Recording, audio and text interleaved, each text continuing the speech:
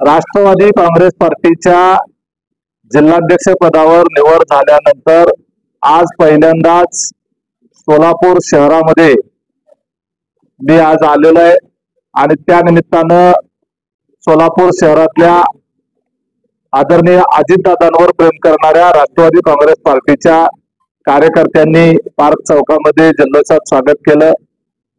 सोलापूरमध्ये येऊन सर्व राष्ट्रवादीच्या कार्यकर्त्यांचा उत्साह बघून निश्चितपणे सोलापूर जिल्ह्यातील आणि शहरातील कार्यकर्त्यांमध्ये एक नवचैतन्य निर्माण झाल्याचं वातावरण मला त्या ठिकाणी पाहायला मिळालं। त्या निमित्तानं आपल्या सर्व पत्रकार बंधूंच्या माध्यमातून या पुढच्या काळातील जिल्ह्यातील राष्ट्रवादी काँग्रेस पार्टीची वाटचाल आणि त्याची दिशा काय असेल या संदर्भामध्ये संवाद साधण्याच्या करता आपल्या सर्व सोलापूर जिल्ह्यातल्या शहरातल्या सर्व पत्रकारांना सर्व चॅनलच्या प्रतिनिधींना या ठिकाणी आम्ही निमंत्रित केलं।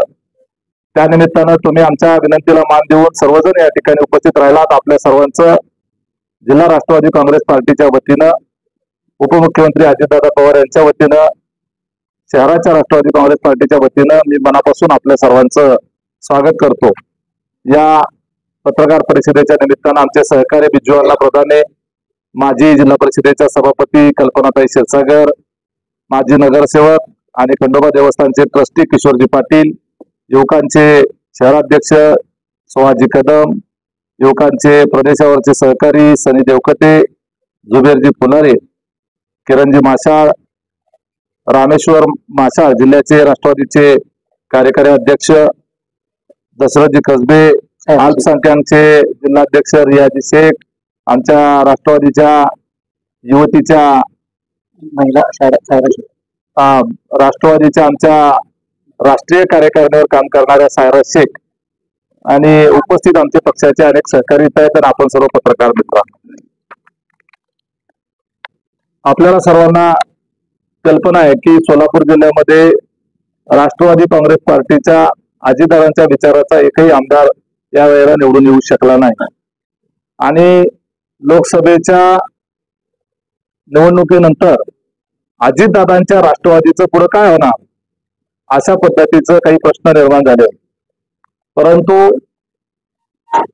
पडझड जरी झालेली असली तरी उमेद खचलेली नव्हती। अजितदादांचं नेतृत्व जे आहे ते महाराष्ट्रातील जनतेला उद्याचं भविष्य हे अजितदादांमध्ये पाहणारा राष्ट्रवादीचा कार्यकर्ता जो आहे तो निश्चितपणे खचलेला नव्हता।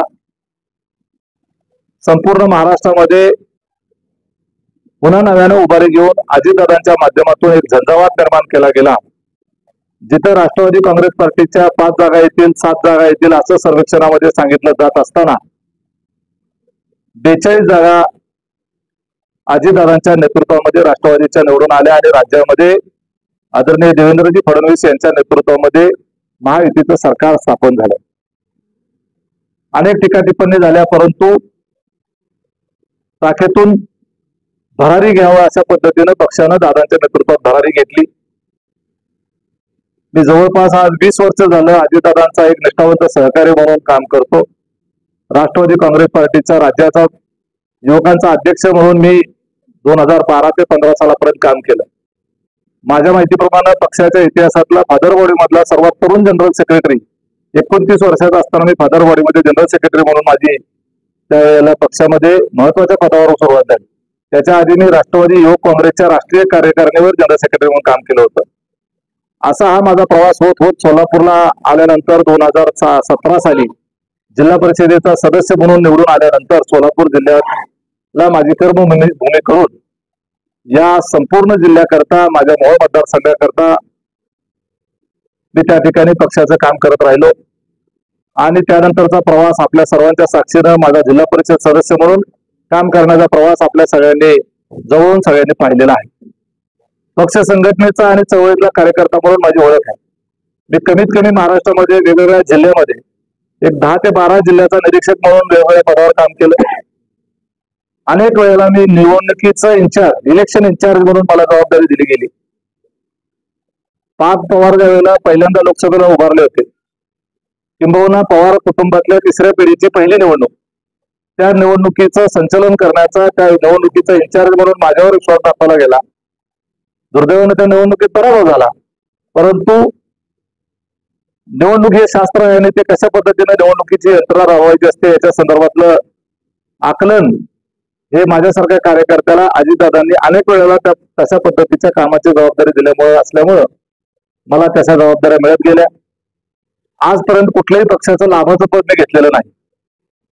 म्हणजे कुठलं महामंडळ, एखाद्या शासकीय कमिटीचं सदस्य असं आजपर्यंत पद नाही. पक्षामध्ये आजपर्यंतचा प्रवास हा पक्ष संघटनेचाच आहे. पक्षातलीच विविध पदं मला त्या ठिकाणी भूषवायला मिळाली. माझ्या माध्यमातून अनेकांना महामंडळ मिळाली, काही जणांना उमेदवारी मिळाल्या, अनेक लोक आमदार झाले. एवढंच काय तर मी राष्ट्रवादी काँग्रेसचा अध्यक्ष असताना ज्यांना मी उपाध्यक्ष केलं, सरचिटणीस केलं, सचिव केलं, जिल्हाध्यक्ष केलं, अशापैकी 8 जण विधानसभेमध्ये आमदार म्हणून निवडून आले नंतरच्या काळात. त्यातले 2 जण मंत्री झाले आणि 2 जण खासदार झाले. आणि त्यामुळे मला निश्चितपणे संघटनात्मक कामाचा अनुभव आहे. मी अतिशय चाणाक्षपणे ते कार्यकर्त्याची निवड करू शकतो याचा मला अनुभव आहे. मी निवडलेले कार्यकर्ते ज्यांना अनेकांचा विरोध असायचा तरी सुद्धा धाडसानं त्यांना संधी दिली, ती पुढे जाऊन आमदार झालं. राजू नवघरे हे उदाहरण आपल्या डोळ्यासमोर आहे. एवढंच काय, मोहिते यशवंत माने हे सुद्धा माझ्याच कार्यकारिणीमध्ये त्यावेळेला मीच त्यांना उपाध्यक्ष केलेलं होतं. सुनील भुसारा पालघरचे आमदार तिकडचे झाले, विक्रमगडचे, ते माझ्या कार्यकारिणीमध्ये ठाण्याचे जिल्हाध्यक्ष होते. धैर्यशील माने जे आता खासदार आहेत दुसऱ्यांदा, ते माझ्या कार्यकारिणीमध्ये उपाध्यक्ष होते. संजयजी बनसोडे मंत्री झाले, प्राजक्त तनपुरे मंत्री झाले, अतुल बेनके हे सुद्धा त्या ठिकाणी आमदार झाले. काही जण नावं माझ्या आता लक्षात नाहीत सगळी, परंतु अशा पद्धतीनं माझ्या कार्यकारिणीत काम करणारे कार्यकर्त्यांना आमदार पदाची संधी मिळाली. त्यामुळं राष्ट्रवादीचा जिल्हाध्यक्ष झाल्यानंतर या जिल्ह्यामध्ये निश्चितपणे पक्षाच्या कार्यकर्त्यांना मोठी संधी त्या ठिकाणी मिळू शकते. कार्यकर्त्याकडून काम कसं करून घ्यायचं आणि त्याला पक्षाच्या कामामध्ये झोकून देण्याच्या करता प्रेरणा कशी द्यायची आणि त्या कार्यकर्त्याचा नेता कसा तयार करायचा, हे या पद्धतीचं धोरण माझं निश्चितपणे त्या ठिकाणी राहणार आहे. आणि मी स्वतः सामान्य कुटुंबातला असल्यामुळं सातत्याने या गोष्टीचा उल्लेख करतो की राष्ट्रवादी काँग्रेस पार्टी ही प्रस्थापितांची पार्टी म्हणून ओळखली जाते. बऱ्याच वेळेला प्रस्थापित नेत्यांची फेडरेशन म्हणून सुद्धा आमची कधी कधी हिनवलं जातं. काही प्रमाणामध्ये त्याच्यात सत्य असलं, वस्तुस्थिती तशी असली तरी सुद्धा हा पक्ष, या पक्षाने आराराबा पाटलांच्या करता सारखा सामान्य कार्यकर्त्याला राज्याच्या गृहमंत्री पदापर्यंत पोहोचवलं होतं. संजय बनसोडे सारखा एक सामान्य कुटुंबातला कार्यकर्त्याला सुद्धा राष्ट्रवादी काँग्रेस पार्टीनेच मंत्री केलं. असे अनेक उदाहरणं आहेत. मला आता जिल्हाध्यक्ष पदाची संधी मिळाली. कुठल्या तरी प्रस्थापिताच्या घरातल्या पोरांना संधी देण्याच्या ऐवजी एखाद्या सामान्य कुटुंबातल्या चळवळीतल्या आणि धडपडणाऱ्या कार्यकर्त्याला संधी दिली पाहिजे, या धोरणातून अजितदादांनी माझ्याकडे ही जबाबदारी दिली. आणि त्यामुळं माझाही प्रयत्न असा असणार आहे की ज्या कार्यकर्त्यांच्या पाठीमागं घराण्याचं वलय नाही, ज्या कार्यकर्त्याच्या पाठीमागं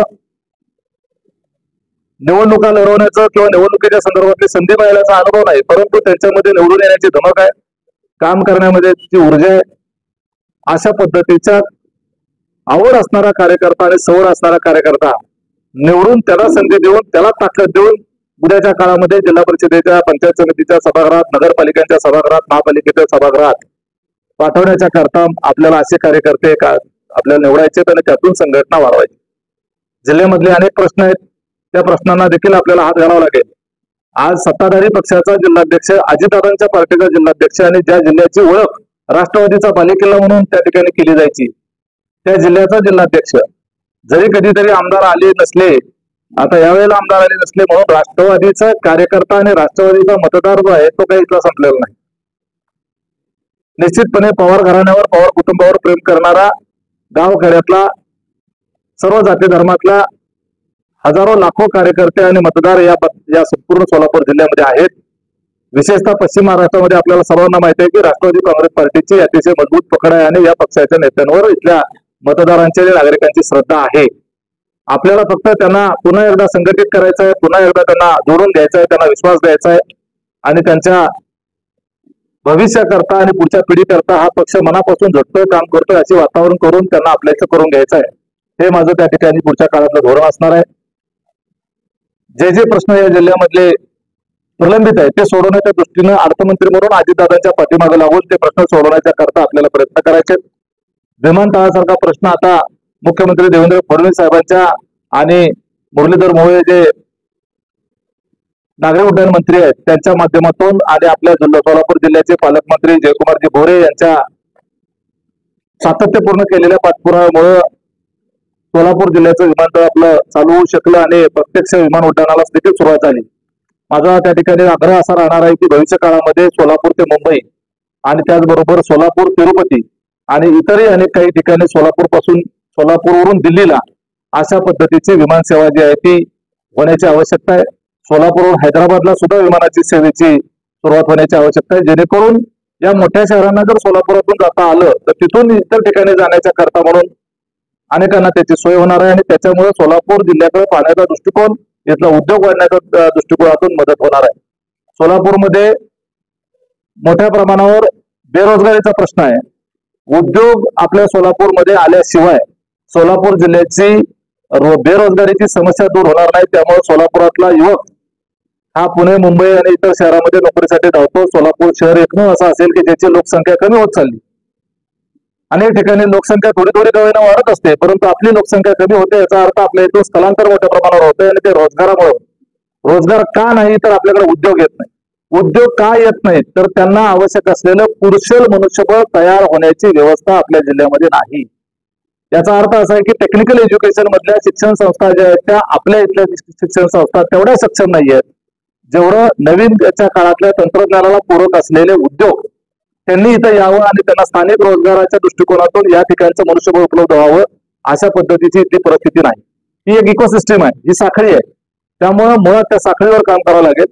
उद्या एखाद्या उद्योगाला आपण बळजबरी आणलं तरी सुद्धा तो टिकणार नाही, कारण त्यांना लागणारं मनुष्यबळ इथं मिळणार नाही. त्यांना आवश्यक असलेलं बदलत्या काळातलं कुशल मनुष्यबळ मिळत नाही. ही अत्यंत ज्वलंत परिस्थितीची समस्या आहे. सोलापूर जिल्ह्यामधल्या शेतकऱ्यांच्या दृष्टिकोनातून ऊसाच्या संदर्भातले प्रश्न अनेक गंभीर आहेत. कारखाने 42 झाले, परंतु शेतकऱ्यांना कारखानदार जे काटा मारतात आणि शेतकऱ्यांची बिलं थकवतात, हा एक फार मोठी समस्या आहे. अनेक कारखानदारांनी शेतकऱ्याच्या नावावर परस्पर कर्ज काढलेले आहेत आणि त्यामुळं सोलापूर जिल्ह्यातल्या ऊस उत्पादक शेतकऱ्यांचं सिबिल खराब झालेलं आहे. ही अतिशय गंभीर समस्या आहे. त्याच्या परत आयुष्यात त्याला पुढे कर्ज मिळणार नाही अशी पद्धतीची परिस्थिती निर्माण झाली. प्रत्येक कारखानदार याच्यामध्ये कुणाचं एकट्याचं नाव घेणार नाही आणि सगळ्यांना दोष पण देणार नाही, परंतु बहुतेक कारखानदारांनी अशा पद्धतीनं शेतकऱ्यांचे कागदपत्र त्यांच्या हातात असल्याचा गैरफायदा घेऊन आणि शेतीसाठी कर्ज देण्याच्या करता बँकांना जे कंपल्शन आहे त्याचा फायदा करून घेऊन प्रायोरिटी सेक्टरचा जो पर्सेंटेज लोन द्यायचं जे आहे ते शेतकऱ्यांना देण्याच्या ऐवजी कारखानदारांना शेतकऱ्याच्या नावावर दिलं गेलं. कारखानदारांनी शेतकऱ्याच्या नावावर कर्ज काढलं आणि ते कर्ज जे आहे ते थकवलं आणि शेतकऱ्यांचं सिबिल खराब झालं. आज त्या शेतकऱ्यांना नोटिसा येतात, भविष्य काळात त्याला कर्ज मिळणार नाही. त्यामुळे हा जो आहे तो फौजदारी स्वरूपाचा गुन्हा आहे, शेतकऱ्याची फसवणूक आहे. याच्यामध्ये अनेक कारखानदार आहेत. याच्याकरता एक इन्व्हेस्टिगेशन होण्याची आवश्यकता आहे आणि त्याच्या संदर्भामध्ये ज्या ज्या शेतकऱ्यांच्या बाबतीमध्ये ही परिस्थिती ओढवलेली आहे त्या शेतकऱ्यांनी स्वतः पोलीस स्टेशन मध्ये जाऊन संबंधित कारखानदारावर गुन्हे दाखल केले पाहिजे. कोणी कुठला जवळचा लांबचा असल्याचा जवळ विचार करायची गरज नाही. जिल्हा बँकेची अवस्था अतिशय वाईट करून ठेवली. जिल्हा बँक पूर्ण सगळ्या या जे म्हणून त्या ठिकाणी संचालक म्हणून काम करत होते, काही अपवाद वगळता अनेकांनी स्वतःची घरं भरली आणि संपूर्ण जिल्हा बँक मोकळी करून टाकली. आणि आता त्याच्यावर प्रशासक जे आहे ते प्रशासक काढून पुन्हा स्वतःच्या पोरांना त्या ठिकाणी संचालक म्हणून आणायचा डाव घातला जात आहे. मी सहकार मंत्री आणि अजितदादांना निश्चितपणे सांगणार आहे की आता कुठेतरी ती बँक रुळावर आलेली आहे आणि ती रुळावर आलेली बँक जर पुन्हा घसरायची नसेल तर ती प्रशासकाच्याच ताब्यात राहू द्या. मी कोथमेरे साहेबाला धन्यवाद दिला आणि भोळे साहेबाला पण धन्यवाद दिले की या दोघांनी अतिशय उत्तम पद्धतीने ती बँक चालवली. प्रशासक उत्तम पद्धतीने काम करते कारण ती शेतकऱ्यांची बँक आहे. शेतकऱ्यांना 1 लाख रुपयाचं कर्ज मिळत असताना त्याला हजारो अडचणींना सामोरं जायला लागतं, परंतु ज्या मोठमोठ्या लोकांना 100 कोटी 200 कोटी 300 कोटीचे कर्ज बिना तारण सुद्धा दिली गेली, ते अत्यंत शोकांतिक आहे. त्यामुळे अशा पद्धतीने हातात सत्ता आल्यानंतर गोरगरिबांना लुबाडून बर्बाद करून टाकण्याच्या मनोवृत्तीचं राजकारण आपल्याला संपवायचं. ही जी प्रवृत्ती आहे ह्या सगळ्या व्यवस्था ज्या आहेत त्या सर्वसामान्य केंद्रित असल्या पाहिजे, सामान्य कुटुंबाच्या केंद्रित असल्या पाहिजे. परंतु या नेतृत्वाच्या केंद्रित ज्या झाल्यामुळे काय झालेलं आहे की या जिल्ह्यातली राष्ट्रवादी जिल्ह्याची घरघर लागण्याचं खऱ्या अर्थानं ते कारण आहे. आणि त्यामुळं सर्वसामान्य माणसांना पुन्हा एकदा विश्वास दिला पाहिजे की हे पुढारी स्वतःचं घर नाही भरत आहेत तर ते आपलं घर भरण्याच्या करता स्वतःचं घर मोकळं करतायत. या पद्धतीचा विचार जो आहे तो या जिल्ह्यातल्या कार्यकर्त्यांपर्यंत सामान्य लोकांपर्यंत पोहोचण्याच्या करताची आवश्यकता आहे. आणि त्याच्याकरता म्हणून माझं जिल्हाध्यक्ष पदाचं प्रयोजन आहे. मी महाराष्ट्राचा अध्यक्ष म्हणून काम केलंय, त्यामुळे मी राज्यभर फिरलेलो आहे. महाराष्ट्राचा तालुका पिंजून काढलेला आहे. त्यामुळे मला जिल्हा हा काही फार मोठा युनिट नाहीये. माझ्यासाठी जिल्हा हे पूर्वी अध्यक्षपदावर महाराष्ट्राच्या अध्यक्षपदावर काम केलं असल्यामुळे मर्यादित युनिट आहे. त्यामुळे या जिल्ह्यामधल्या प्रत्येक गावापर्यंत, प्रत्येक तालुक्यापर्यंत, तालुक्यातल्या प्रत्येक गावापर्यंत पोहोचण्याचा माझा प्रयत्न राहील. नजीकच्या काळामध्ये जिल्हा परिषदच्या निवडणूक आहेत, नगरपालिकेच्या नगरपंचायतीच्या निवडणूक आहेत. या निवडणुकांमध्ये निवडून येण्याची क्षमता असलेल्या कार्यकर्त्यांना तिकीट दिलं जाणार आहे. पक्षाचा निष्ठावंत त्याचा प्राधान्याने विचार करू, परंतु निवडूनच येऊ शकत नसेल तर त्याला संघटनेत जबाबदारी देऊ, भविष्य काळामध्ये प्राप्त करण्याचा प्रयत्न करू. परंतु निवडून येण्याचा निकष हा त्या ठिकाणी असणार आहे. माझा प्रयत्न राहील की संपूर्ण जिल्ह्यामध्ये जिल्हा परिषद, पंचायत समिती, नगरपालिका आणि महानगरपालिका सुद्धा महायुती म्हणून आपण त्या निवडणुकीला सामोरं जाण्याच्या करता माझा प्रयत्न राहील. स्वतंत्रपणे निवडणूक लढवून आपल्याला त्या ठिकाणी एकमेकांमध्ये भांडण निर्माण करून लोकांच्यात संभ्रम निर्माण होणार नाही याची आपल्याला काळजी घ्यावी लागेल. काही वेळेला एखाद्या तालुक्यामध्ये एखाद्या परिस्थितीमध्ये अपवाद होऊ शकतो, परंतु बहुतेक त्या ठिकाणी आम्ही प्रयत्न करू की महायुती म्हणून आम्ही निवडणुकीला सामोरं जाऊ आणि भविष्य काळात त्या सर्व निवडणुकांमध्ये महायुतीचा झेंडा नगरपालिका असतील, जिल्हा परिषद असेल, पंचायत समिती असेल, या ठिकाणी महापालिका असेल, या ठिकाणी महायुतीचा झेंडा कसा फडकेल यासाठी आमचा त्या ठिकाणी प्रयत्न निश्चितपणे राहील. धन्यवाद.